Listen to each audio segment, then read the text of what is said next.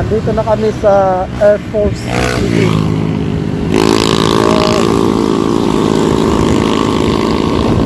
Napasikapan din, no? Ayun, no? May problema natin. Saan tayo magpapark? Para pumunta tayo dyan, di ba? Ayan, Air Force City.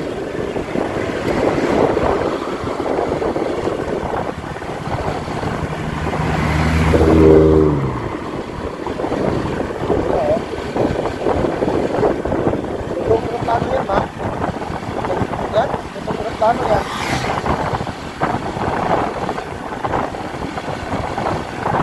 Ito matakbo yan, lumilipad. Hindi na.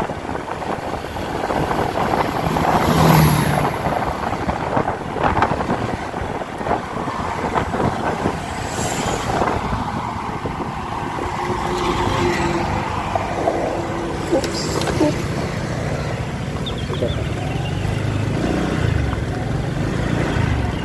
May bayad kaya parking dito. Baba ka muna.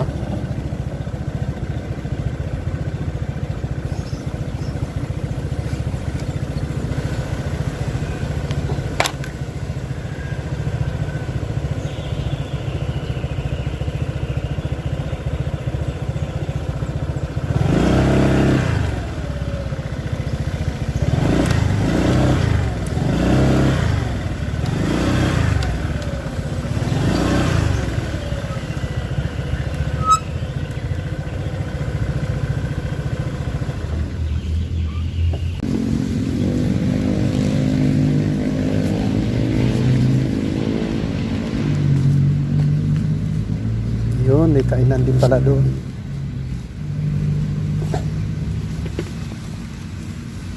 Yan o, yan ang ano, totoong helicopter.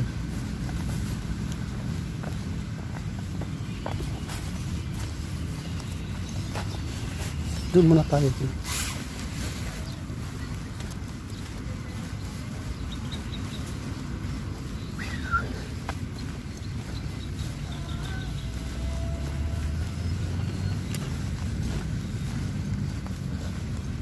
Oops.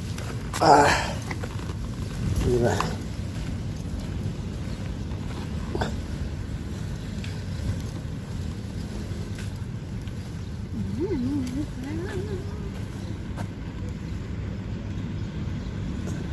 Picturean kita.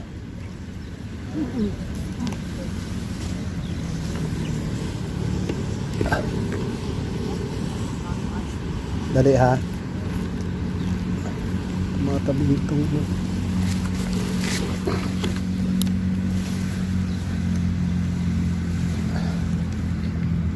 diyan ka sa helicopter. Ubet namatay.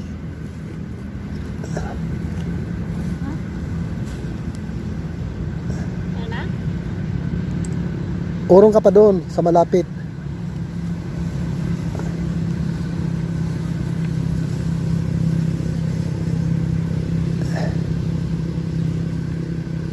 Doon sarapan dito. Dito. Diyan. Picture lang kami. Ito. Andito. Diyan.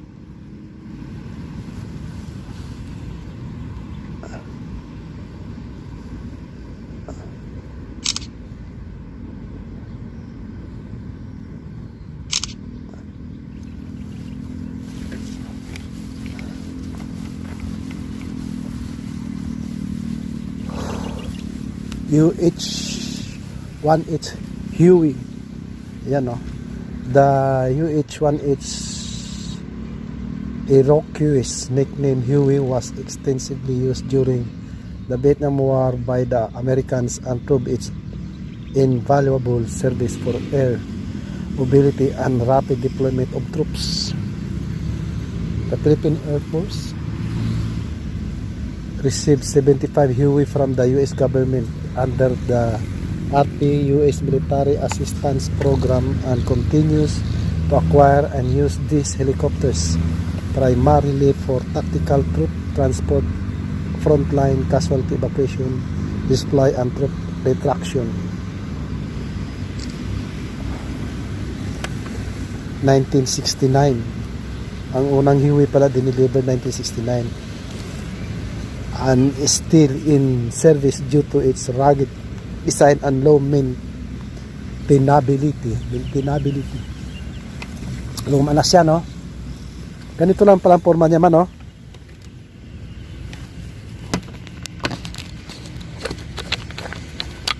Yan, ganyan lang pala siya, oh. Silip tayo sa loob. Uy! Mama, yung ano to? Ayun, oh. Ganyan lang pala siya. Ayan. Basag na yung salamin, eh.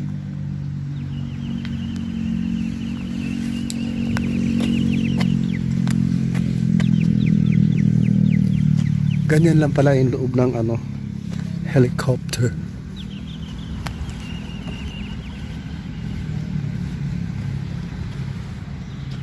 May pedal, o ayan, o. May pedal din siya. Talagang pan-display na lang siya. Ano?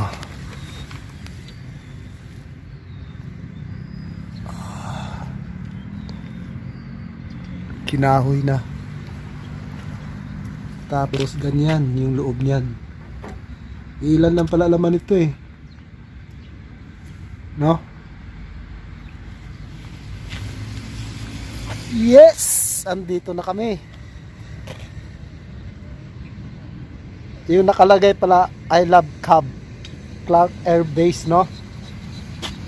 Tapos yan. Ito yung makina niya. Andito yung makina. Tignan mo.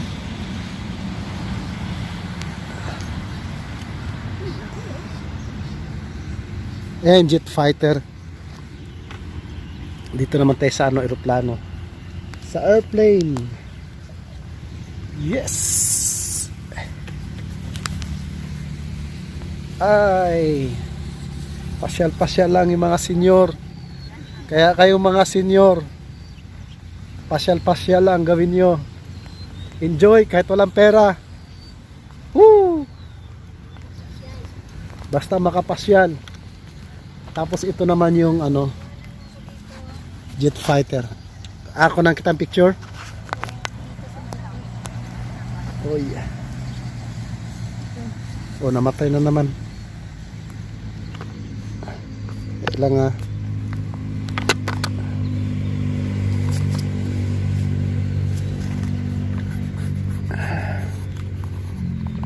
Papapicture si mama. Wala na naman.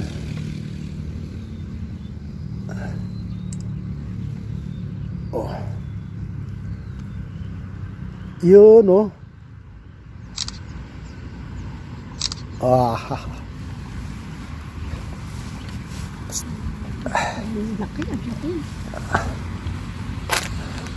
Sipin mo, kakargahan ng mga bomba yan, ano?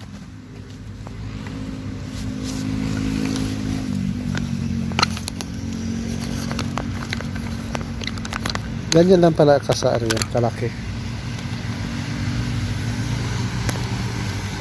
Danger intake. Tapos ito naman nakalagay F8 Crusader vote.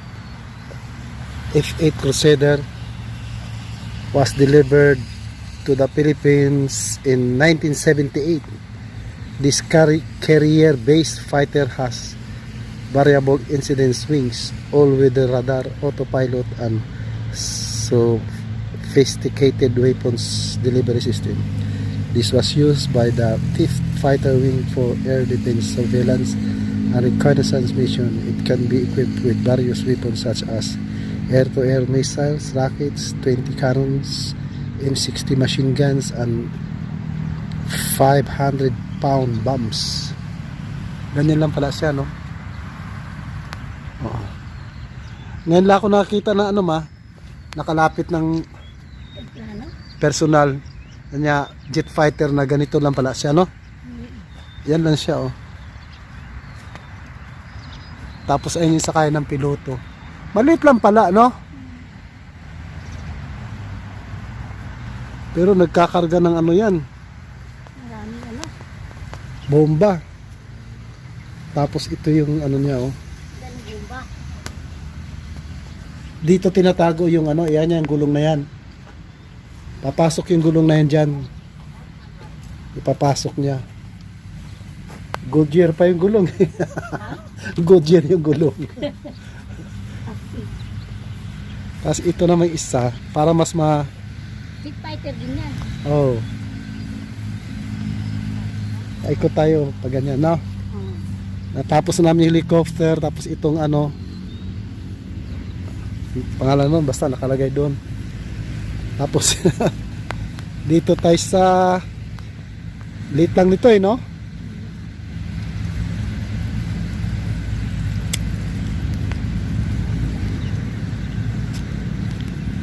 Tapos arin yun, no?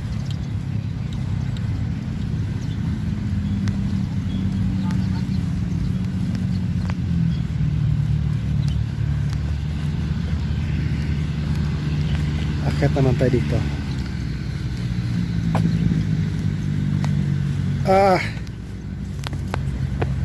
Phew! Siyempre, first time natin dito.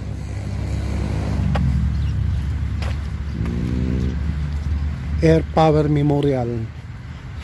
Mastery of the air is the only strategy upon which sound military principles should rely. For the decisive force in modern day conflicts is air power, but the air is a dangerous and exacting ally and friend. Only those who there are competent and have superior willpower should use it. Dito tayo nakalagay, Air Power Memorial. Ayan. Ito, may plano to.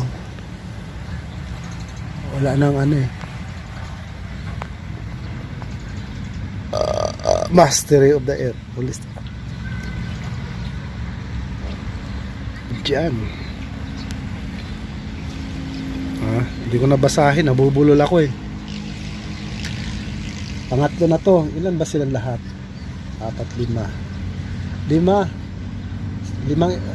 na eroplano, isang helicopter.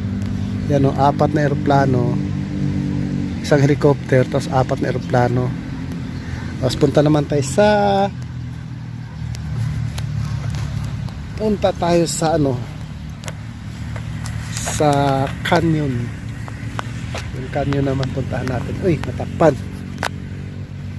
Yun o.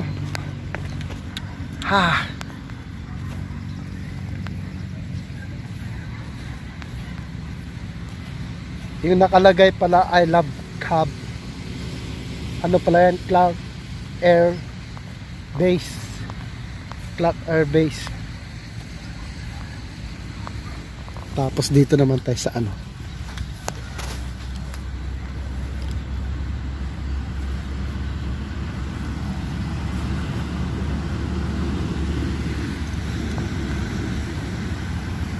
Ito yung canyon niya.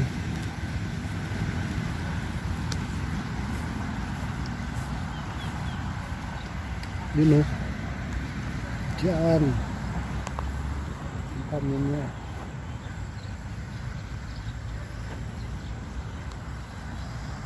Laki ng gulong. Diba? Luma na. I love Cab. Cab pala. I love Cab. Yun o. Doon kami galing doon.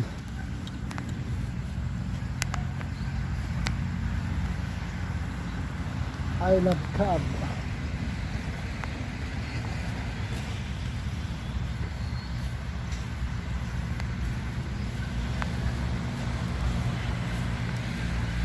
Puh!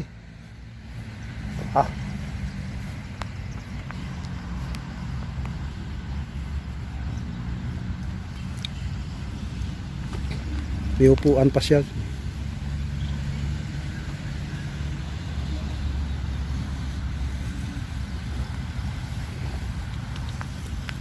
Tapos punta tayo dun sa isa.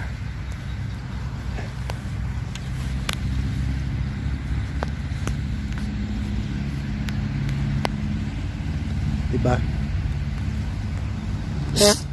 Malis kami ng bahay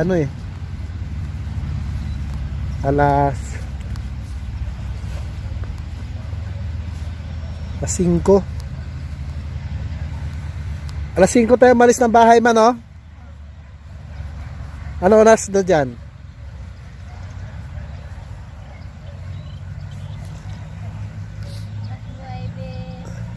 Alas 9 na? Halika rito.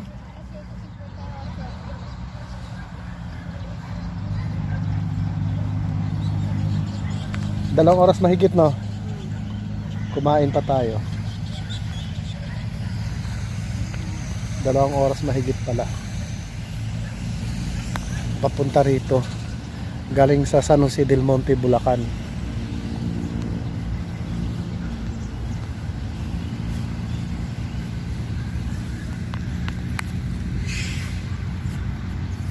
Ikot.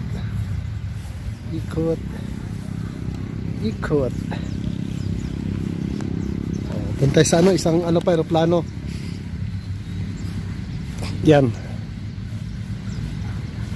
Blue Diamonds. Ganyan lang pala ka yan. Pero yun ang pinakamalaki, no? Kasi nagdadala daw ng maraming bomba yun eh. Yun? Oo. Kapag landing pa siya, no? Kaso lang dyan sa bumagsak. Blue Diamonds. Ito naman, no?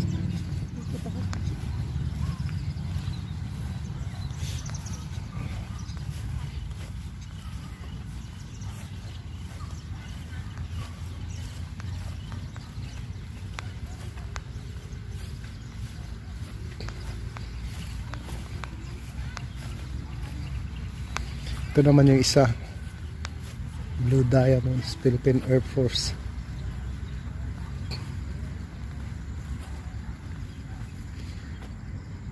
Ganyan lang pala yan, no?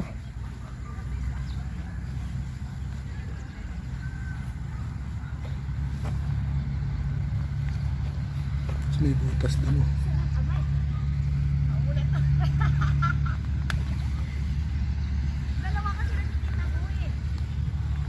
Ganyan lang pala siya.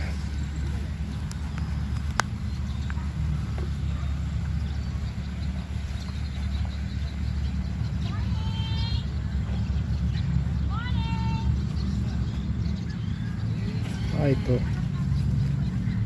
pala yung F-5A jet fighter. In August 1965, this needle nose jet, which was popularly called Freedom Fighter, arrived in the Philippines and was assigned to the 5th Fighter Wings in Basa Air Base, Pampanga. Basa Air Base. This aircraft was also used by the Blue Diamonds in aerial demonstration during significant National Armed Forces and PFP celebration. Yan pala yun. Ganda, oh. Hindi naman siya masyadong kalakihan, pero matulin din yan eh.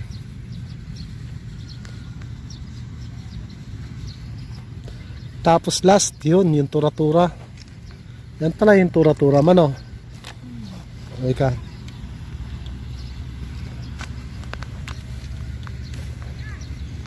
Ito pala yung tura-tura. Tura-tura yan eh. Yan? Oo. World War II. Pagkalam ko tingnan natin sa may nakalagay naman yan dyan eh. Ewan ko kung nandyan pa. Kung may nakasulat pa sir yan. Katulad niyon meron eh. Ayan o. May nakalagay. Pagkalam ko ito yung tinatawag na tura-tura eh. Pero ayun, tura-tura nga oh. Ayan oh. Malaki rin pala sandali lang In 1960, 15 T-28 Trojans were delivered to the 100 training wing for use of cadet pilots in basic training. Later in 1975, it was used by the 15th Strike Wings against secessionists and insurgents. It was commonly called Tora Tora because it resembles the Japanese Zero Fighter of the Second World War. The Tora Tora became famous during the August 1987 and December 1989 coup attempts. It bid farewell and was last flown over Villamor Air Base in July 1991 during the 45th Philippine Air Force anniversary. Ganun pala yun. Ang laki niya, no? Tabatsoy. Yung iba ano mapapayat ayun, no?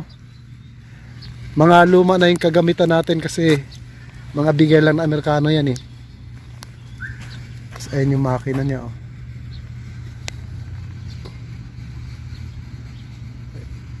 Ano siya? Makina ng motor. Compressor.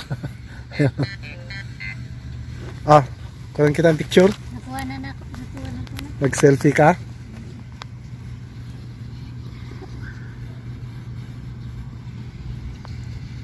Yan.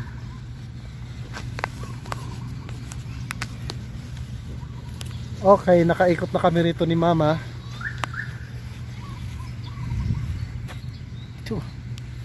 Yun.